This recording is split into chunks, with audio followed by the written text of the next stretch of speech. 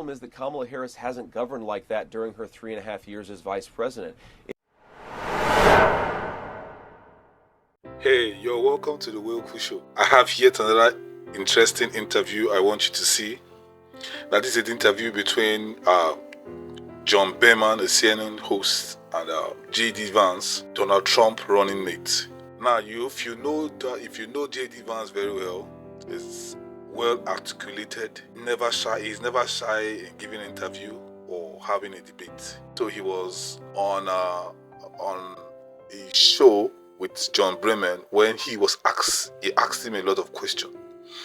So I want you to see the way he masterfully answered these questions and how easily he links this question back to the focus at hand, which is Trump and Vice campaign message. He never feels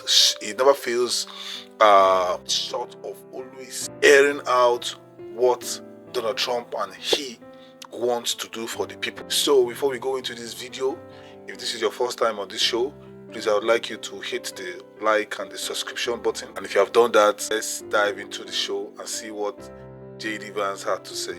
Vice President Harris, in her interview with CNN last night, said she would put a Republican in the cabinet. Do you and Donald Trump commit to putting a Democrat in the cabinet if you're elected?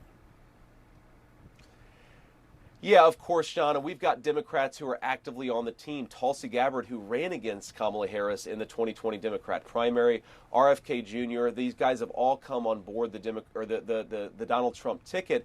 And why have they done that, John? Because our party is the party of common sense. We don't agree on everything. We may disagree about tax policy or environmental policy, but we think we should have a closed border. We think American families should be able to afford housing and food, and we want calm and peace all over the world, not the world in constant conflict that Kamala Harris has delivered. So we've got a great big ticket with Democrats, Republicans, and independents on the Donald Trump team, and we're going to keep on running that way, and then we're going to govern that way when we win. You cited Robert Kennedy Jr. What role could you see him playing in a Trump administration? What cabinet position?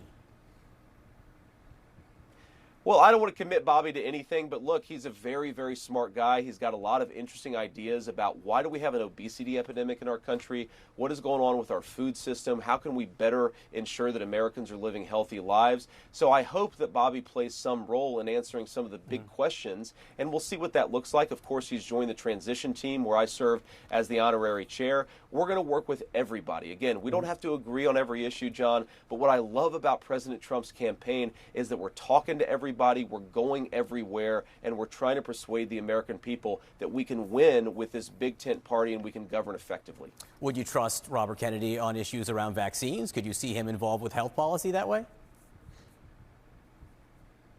Well, look, again, John, I don't agree with Robert Kennedy. I don't agree with Bobby on everything. I've gotten to know him. I think he's a very smart guy. But again, while I might not agree with him on everything about vaccines, I do agree with him that something is clearly messed up about our food system because we have a terrible obesity problem.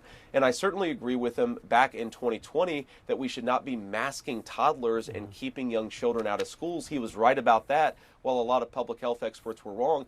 And this is my point, John, is you don't have to agree with everybody, but when you're willing to listen to big voices and you're not trying to censor people, but you're trying to have a debate with people, I think it surfaces the best policy and allows the best ideas to rise to the top. So Vice President Harris in the interview last night says she'd like to see a culture shift, not based on you beating people down, a politics where you beat people down, but a politics where you lift people up. How do you feel about that? How do you feel about the idea of lifting people up in politics?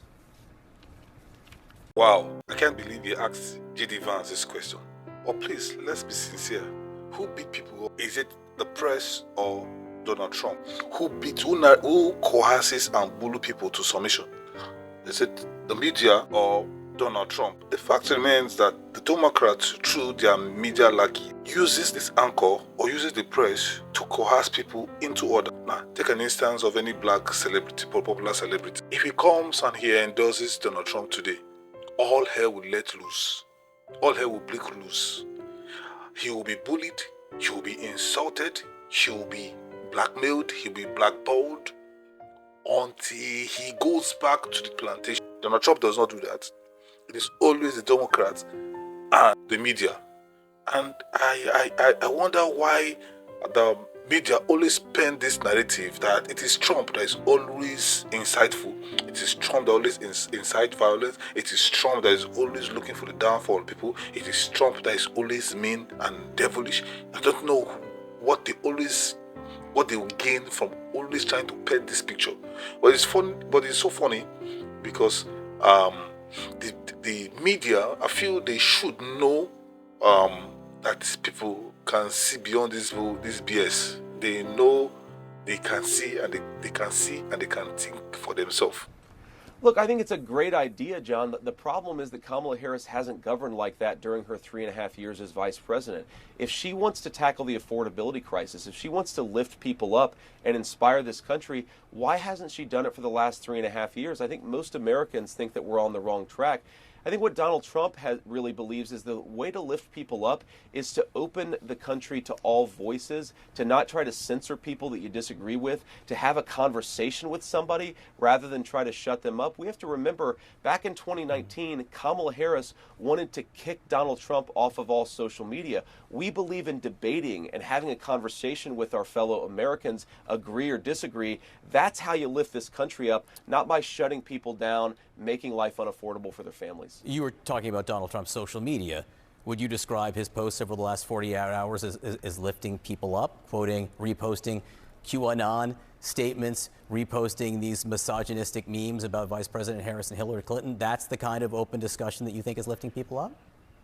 Can you hear how Vance masterfully painted the question he was just asked with humor? He said that the Democrats or the media are taking things too serious. They need to relax and laugh a bit. And if you are sincere to yourself and if you are really following Donald Trump, you always see that if you are cranked up, if you are sad and depressed, if you go to any Donald Trump rally, you come out laughing, because he takes his time to make the people laugh. Take the time to make the people happy. Take the time to make people forget that the inflation and the price of grocery is biting them hard. He does that. But the Democrats and the media are painting it as if that he likes to attack people. He likes to attack people on his social media. That's on his social media page, The Truth. And he likes to antagonize people. And that's never the case with Donald Trump. So if you listen, the way he painted it, you know that Donald Trump did not make a mistake by picking JD Vance as his running mate. That cannot be said of running mates who are always run away from any opportunity to debate or to answer questions. Oh, John, I think if you look at Donald Trump's full campaign appearances and, yes, his social media appearances, what you see is two things: a guy with an agenda to lower prices and bring back American prosperity, and a political candidate who isn't stodgy, who likes to have some fun and likes to tell some jokes. I'd much rather have a candidate who's willing to go off script, who's willing to give every interview, and is willing to tell some jokes. I do think that's how you lift people up. A politics of boring scolds telling people they can't laugh, that is not lifting Americans up. That's how to tear us down. All right, fun and jokes. Last night, after CNN released a small clip of the Harris interview, you on Twitter posted a clip from a Miss Teen USA beauty pageant from 2007, Caitlin Upton, and you wrote, "I have gotten a hold of the full Kamala Harris CNN interview." Now, this thing that surfaced around the internet for a few years, she struggled answering a question back in this beauty pageant. I'm not sure you're aware, in 2015, Caitlin Upton did an interview with New York Magazine about all the social media attention this clip got, and she said, "I definitely went through a period where I was very, very depressed, but I never let anybody see that stuff except for people I could trust. I had some very dark moments where I thought about committing suicide." So when you posted this last night, were you aware that the woman you were posting a picture of had contemplated committing suicide for the attention it received? No, certainly not, John, and my heart goes out to her, and I hope that she's doing well. Look, I've said a lot of things on camera. I've said a lot of stupid things on camera. Sometimes when you're in the public eye, you make mistakes, and again, I think the best way to deal with it is to laugh at ourselves, laugh at this stuff, and try to have some fun in politics. I posted a meme from 20 years ago. And I think the fact that we're talking about that instead of the fact that American families can't afford groceries or health care, young families can't afford to buy a home to raise their families in, those are the real crises that we should focus on. And there's nothing that says that we can't tell some jokes along the way while we deal with the very serious business of bringing back our public policy. Politics has gotten way too lame, John, way too boring. You can have some fun while making a good argument to the American people about how you're going to improve their lives. Okay, I just want to be clear, though. You said you didn't know. Would you like to apologize to Caitlin Upton for posting that last night, given what you've now learned? John, I'm not going to apologize for posting a joke, but I wish the best for Caitlin. I hope that she's doing well. And again, what I'd say is one bad moment shouldn't define anybody, and the best way to deal with this stuff is to laugh at ourselves. So what do you think, guys? With this interview, do you think Donald Trump made the right choice in picking JD Vance as his running mate? What do you think, guys? Drop your comment below and tell us what you feel. If you like this video, please like and subscribe to this channel. See you in the next video, and thanks for watching, guys. Bye.